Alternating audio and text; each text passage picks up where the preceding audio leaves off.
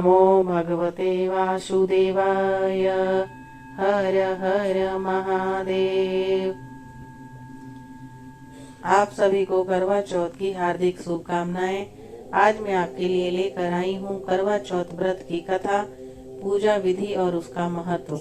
अगर आपको इस कथा की पूरी जानकारी चाहिए और इसका पूरा फल प्राप्त करना है तो इस वीडियो के अंत तक बने रहें और पूरी कथा सुनें। दोस्तों, करवा चौथ का व्रत सुहागिन महिलाएं अपने पति की लंबी आयु की कामना करके रखती है।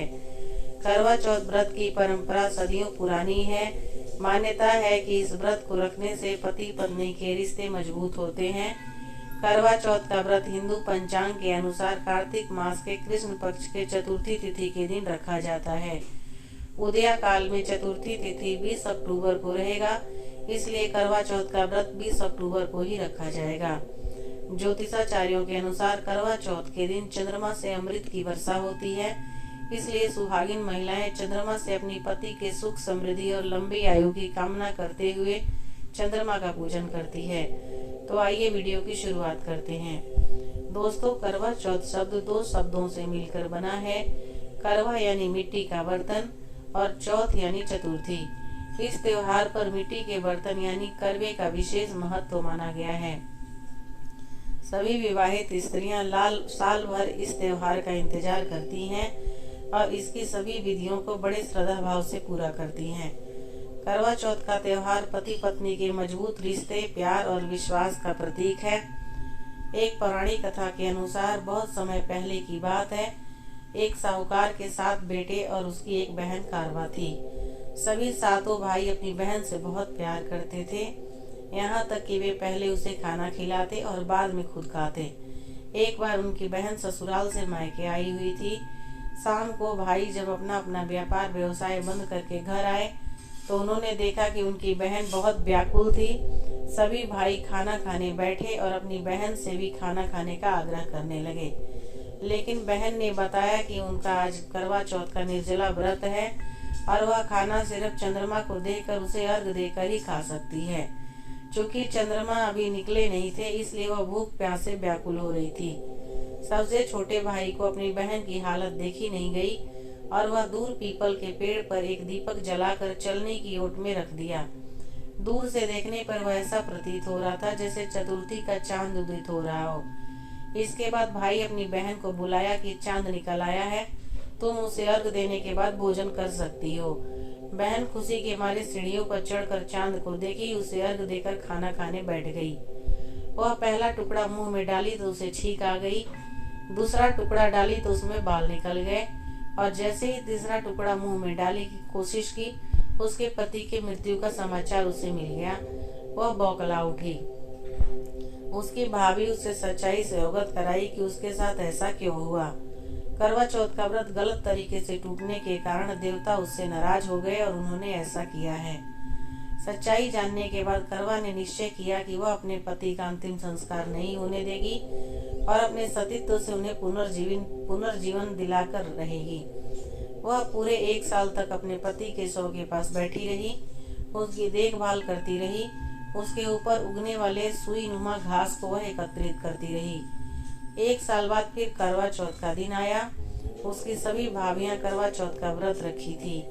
जब भाभियां उससे आशीर्वाद लेने जाती हैं तो वह प्रत्येक भाभी से यम सुई ले लो, पिय सुई दे दो, मुझे भी अपनी जैसे सुहागिन बना दो, ऐसा आग्रह करती थी। लेकिन हर बार भाभी उसे अगली भाभी से आग्रह करने का कह के चल जाती थी। इस प्रकार जब छठे नंबर की भाभी आई तो करवा उससे भी यह दोहराई। वह भाभी उससे बताई कि चूंकि सबसे छोटे भाई की वजह से उसका व्रत टूटा था, अतः उनकी पत्नी में ही वह शक्ति है कि वह तुम्हारे पति को दोबारा जीवित कर सकती है। इसलिए जब वह आए तुम उसे पकड़ लेना और जब तक वह तुम्हारे पति को जिंदा न कर दे उसे छोड़ना नहीं। ऐसा कहकर वह चली गई। सबसे अंत में छोटी भाभी आई। करवा उनसे भी सुहागिन बनने का आग्रह करने लगी, लेकिन वह टाल मटोल करने लगी। यह देख करवा उन्हें जोर से पकड़ ली और अपने सुहाग को जिंदा करने के लिए बोलने लगी।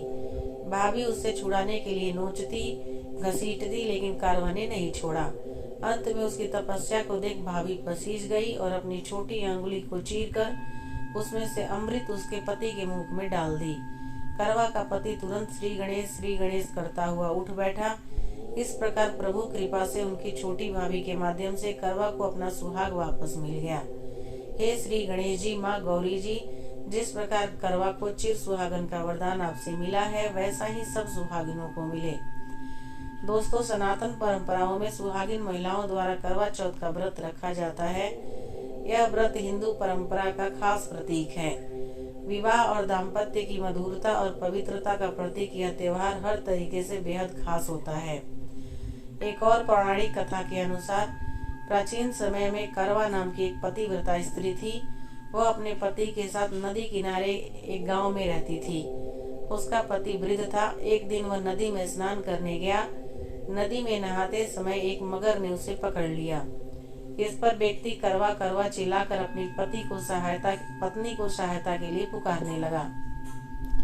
करवा पतिव्रता स्त्री थी। आवाज को सुनकर करवा भागकर अपने पति के पास पहुंची और दौड़कर कच्चे धागे से मगर को आन देकर बांध दिया। मगर को सूत के कच्चे धागे से बांधने के बाद करवा यमराज के पास पहुंची। वे उस समय चित्रगुप्त के खाते देख रहे थे।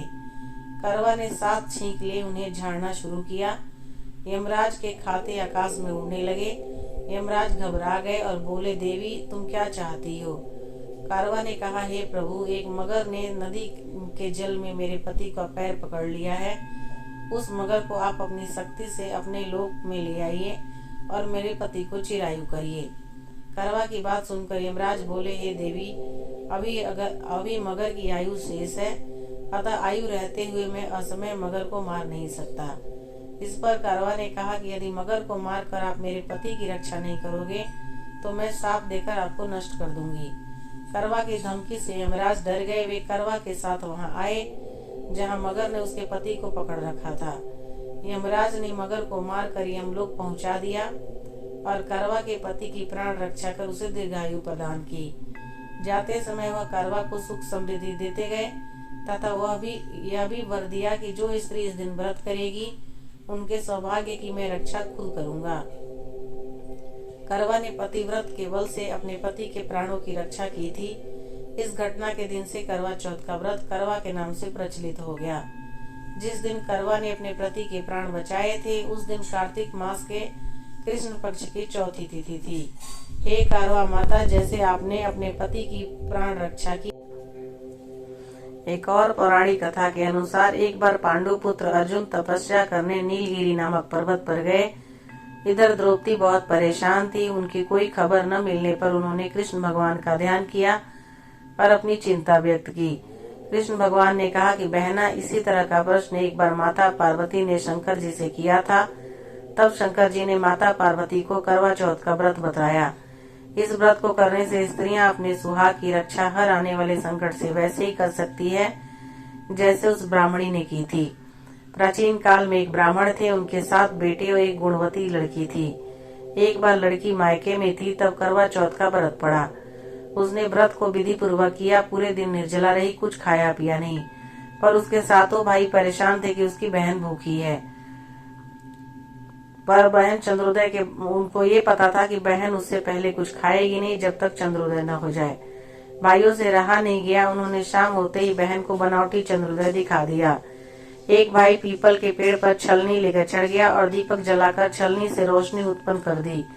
तभी दूसरे भाई ने नीचे से बहन को आवाज दी, देखो बहन, चंद्रमा निकल आया है, पूजन कर भोजन ग्रहण करो।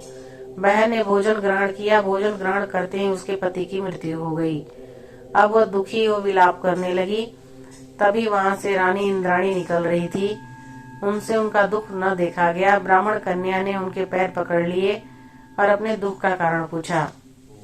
तब इंद्राणी ने बताया, तूने बिना चंद्र दर्शन किए करवा चौथ का व्रत तोड़ दिया, इसलिए यह कष्ट मिला। अब तू वर्ष भर की चौथ व्रत का नियम पूर्वक पालन करो, तुम्हारा पति जीवित हो जाएगा। उसने इंद्राणी से कहे अनुसार चौथ व्रत किया तो पुनः सौभाग्यवती हो गई। इसलिए प्रत्येक स्त्री को अपने पति की दीर्घायु के लिए यह व्रत करना चाहिए। द्रौपदी ने भी यह व्रत किया और अर्जुन सकुशल मनोवांछित फल प्राप्त कर वापस लौट आए। तभी से अपने अखंड सुहाग के लिए हिंदू महिलाएं करवा चौथ का व्रत करती है। दोस्तों, महिलाओं को चांद का बेसब्री से इंतजार रहता है इस व्रत में व्रत कथा का बहुत महत्व है। चांद के दर्शन से पहले करवा चौथ का कथा सुनना जरूरी है, इसलिए आप भी करवा चौथ का कथा जरूर सुने। करवा चौथ के दिन सूर्योदय से पहले स्नान करके व्रत का संकल्प ले, फिर मिठाई, फल, सेवई और पूड़ी की सरगई ग्रहण करें। संपूर्ण शिव परिवार और श्री कृष्ण की स्थापना करें। गणेश जी को पीले फूलों की माला, लड्डू और केले चढ़ाएं। भगवान शिव और पार्वती को बेलपत्र और श्रृंगार की वस्तुएं अर्पित करें। श्री कृष्ण को माखन, मिश्री और पेड़े का भोग लगाएं। उनके सामने मोगरा या चंदन की अगरबत्ती और घी का दीपक जलाएं। मिट्टी के करवे पर रोली का स्वास्तिक बनाएं। करवे में दूध, जल और गुलाब जल मिलाकर रखें और रात को छलनी के प्रयोग से चंद्र दर्शन करें और चंद्रमा को अर्घ दें। इस दिन महिलाएं 16 श्रृंगार जरूर करें, इससे सौंदर्य बढ़ता है। इस दिन करवा चौथ की कथा कहनी या सुननी जरूर चाहिए। कथा सुनने के बाद अपने घर के सभी बड़ों का आशीर्वाद लेना चाहिए। चंद्रमा निकलने के बाद छलनी की ओर से उसे देखें और चंद्रमा को अर्घ दें। इसके बाद पति से आशीर्वाद लें, उन्हें भोजन कराएं और स्वयं भी भोजन ग्रहण करें। पूजन के पश्चात आस पड़ोस की महिलाओं को करवा चौथ की बधाई देकर पर्व को संपन्न करें। दोस्तों, करवा चौथ पूजा में थाली सबसे खास होती है और महिलाएं थाली की सजावट भी बड़े उत्साह के साथ करती हैं। पूजा की थाली की सजावट के दौरान जरूरी है सुहाग का सामान, कुमकुम, आटे का दीपक, छलनी, मिठाई, तांबे का लोटा या गिलास और मिट्टी का करवा थाली में जरूर रखें।